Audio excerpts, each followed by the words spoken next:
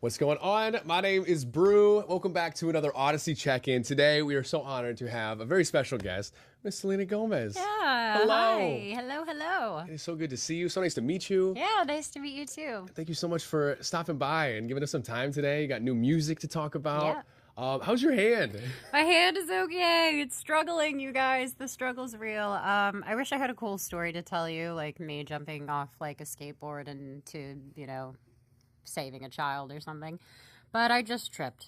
Yeah. That's all I did. You could I say was that, though. Walking, and I tripped. You were walking to the half pipe to do the trick, Exactly. and then And tripped then before it. This happened. Amazing. Well, I'm glad you're doing well. Yes. Everything's good. You got new music out. So excited about single soon. Congratulations Thank you so on the much. song. You're at a point where you can do anything. You could do passion projects. You could go vacation for 12 months a year. What brings you back to That's a nightmare. Maybe a little too much. Yeah. I love my bed. You gotta be back to the routines. Exactly. But what is it about music that always brings you back? I think for me, I enjoy so many different facets of my life, but I can't help but really relate and just indulge my life through lyrics. It's just so much fun, even if it's a song that is upbeat like It Ain't Me. There's still such vulnerability in the lyrics, but it's one of the most energetic, fun songs that I've done, and I think it's just a fun way of communicating, and I was itching to have some new music out. So technically this isn't my first single, but I've had this song for 6 years, and we revamped everything, and it was just kind of like a perfect way to end the summer. Yeah, I was gonna ask, was there much planning to it? So was this a song that you just had, and then it felt like the right time to put out, or how did it all come together? Totally, yeah. So essentially, I did the song, and it just didn't really work for Rare. I didn't think I was in that place emotionally, but it was fun. So I'd always loved it, and had it in my back pocket. But we reproduced it and stuff, and it just ended up coming out exactly the way I wanted it, and it's really fun. Amazing. Well, on that note, you said you're working on a new album. Is this somehow in that theme and kind of setting it up for the next project? I've been telling people that unintentionally this has happened, where there's actually no sad songs on this record. Vulnerability is my thing, so obviously I'm telling people where I am in this stage in my life, and I feel really, really good. I turned 31.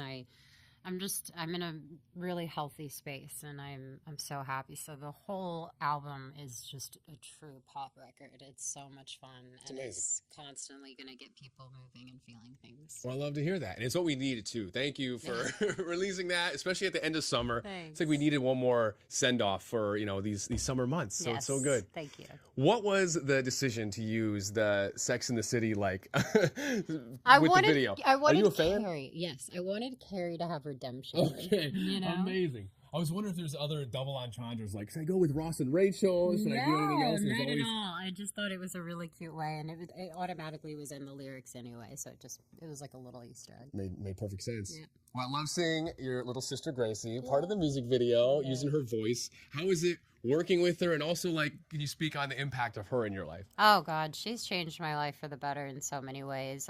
She's just so challenging in a way where she's not afraid to ask about life and ask hard questions. So she's just a really good kid, and I want to be the best version I can for her. But no, she didn't go in the studio. She recorded a voice note and sent it to me because she heard me and my girls talking about being single, and she was like, she left my house and she's like, "Sissy, I love you so much." She was, "But you don't need to worry about boyfriends." And I just thought it was the cutest thing ever. So I was like, this makes sense actually to put it in Singles In. That's so cute.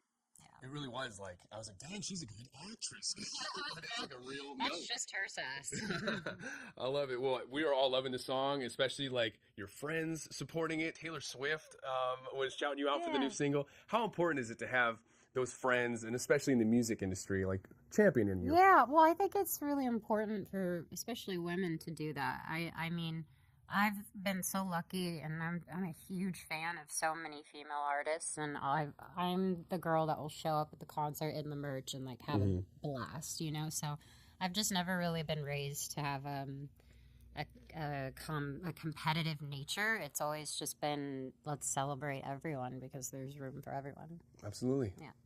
Well, on top of that, too, we haven't seen you since, but congratulations on Calm Down and the massive success with Rema. Yeah. Such a great song. And I'm curious, like, what do you look for at this point in those types of collabs?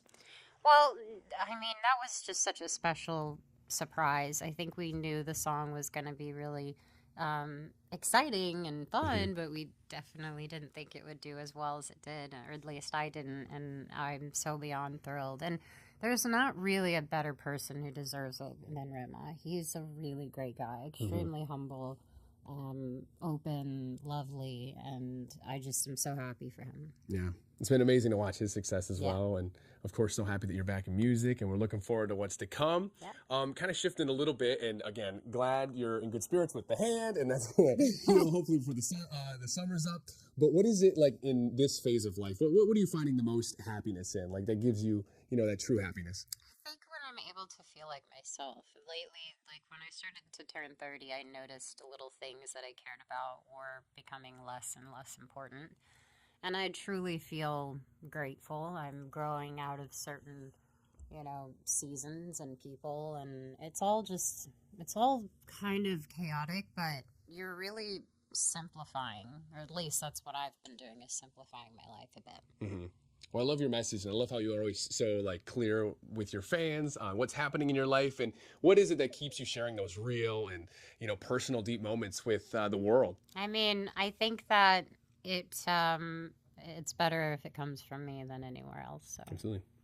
I love that note, too, that you shared on Instagram today. It was like, speak your truth, even if it's in a shaky voice. Yeah. That was beautiful. I bookmark it. We put it in the studio. We're hanging it up, looking at it when I wake up. Thanks. Something we're so proud of at this company is our mental health platform that we built. That's called I'm Listening. So just wanted to touch on a couple things with that and ask why, has it been so important for, the Rare Impact Fund to advocate for mental health, resources, and just those conversations in general. Right. Mm-hmm. Well, I think there was a really confusing period of time in my life where I wasn't really sure why my emotions were so intense and why my highs would be really high and my lows would be really low. And once I started to figure it out slowly but surely, I think people wanted to paint a narrative that it was a bad thing, that I was seeking help and trying to figure out what was going on. And then ultimately I got a diagnosis, and I felt relieved. I felt like I had answers, and I need to study everything about this, and I want to know how I can navigate my life with this, with my diagnosis. But I'm genuinely not ashamed of it. I know a lot of people have a hard time talking about it, but a lot of people don't even know they're experiencing some things. And I think that's all I've wanted to do is share that part of me, because I know I'm not the only one feeling that way. Mm-hmm. And I think it's important for people to stand up and say, yeah, I have this, and I'm living with it every day, and I can, and you can too. Yeah. We talk about those people that maybe are just like realizing it for the first time. For someone who might be battling those mental health hurdles, what would you kind of suggest as maybe a first step forward? Well, I would say a lot of online support is really helpful. It's very dangerous though too, because you got to be careful. But I really started to shift when I started working on DBT, which is dialectical behavior therapy. And that actually helped me tremendously. And there's books on it and all kinds of stuff. But I've learned how to deal and use the tools that I have and deal with my life, Mm-hmm. Yeah, and you kind of touched on it there.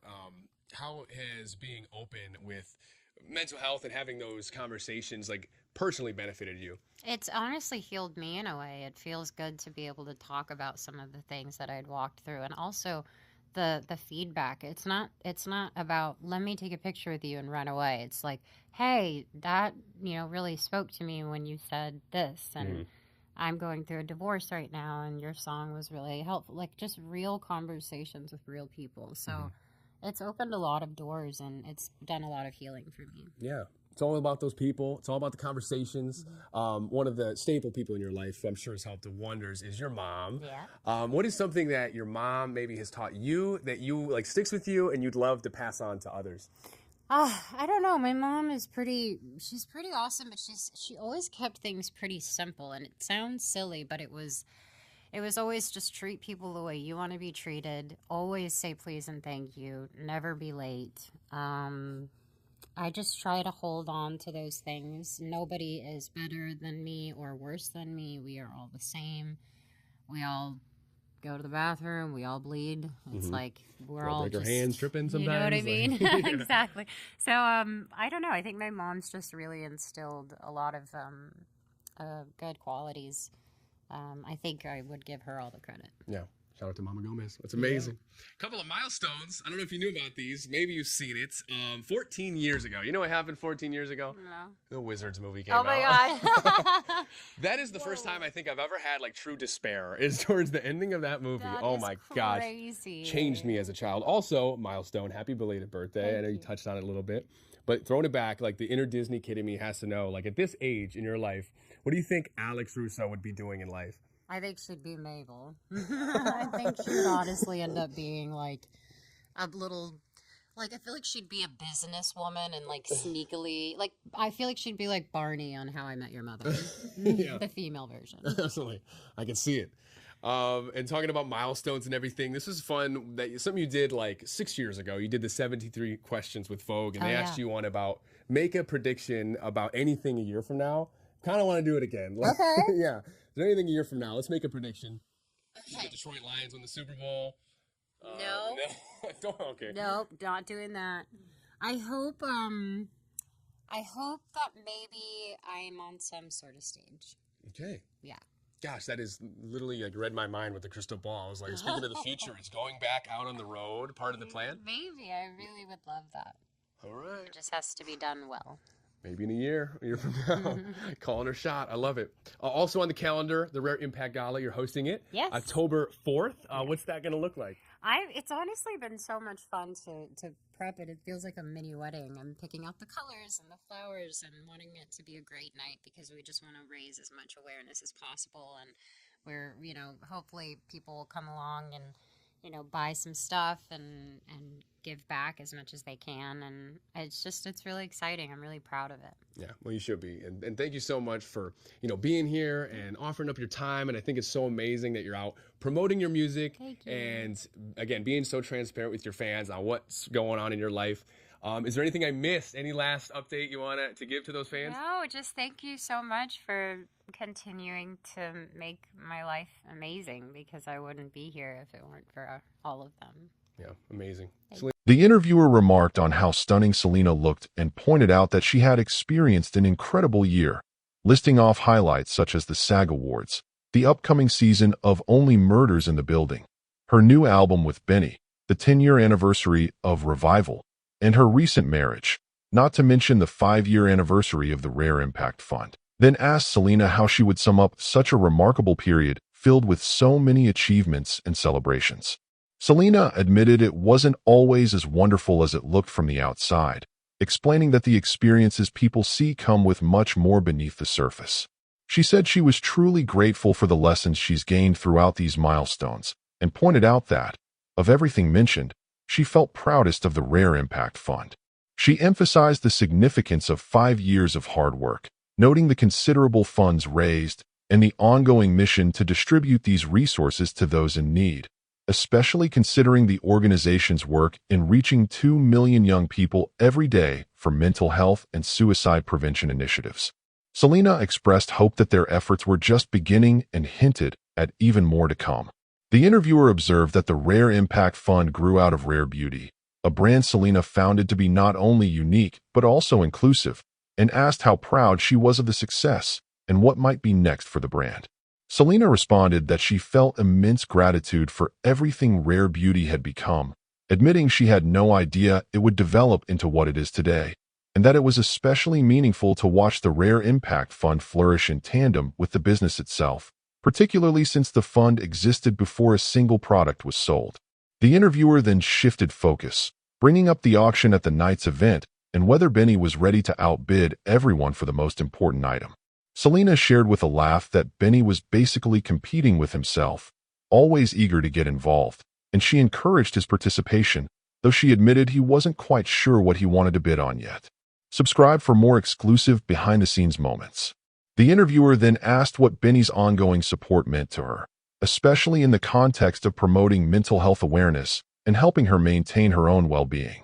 Selena stated that it was crucial for anyone, especially a partner, to understand and share one's core values, pointing out that if someone's morals don't line up, things can become unclear.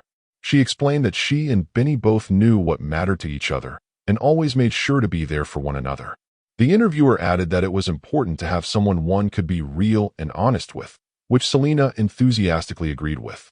Next, the interviewer brought up the return of Only Murders in the Building for its 6th season, with the exciting twist that the action would now move to London.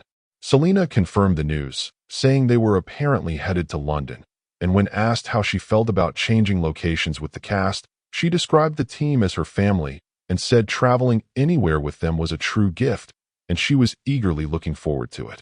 Before wrapping up, the interviewer expressed pride and happiness for Selena's achievements, saying that her success felt like a collective win for everyone cheering her on. Subscribe for more inspiring celebrity journeys. The conversation showcased Selena's humility and genuine gratitude for her accomplishments and the people who support her, as well as her passion for making a positive impact through both her music and her philanthropic work.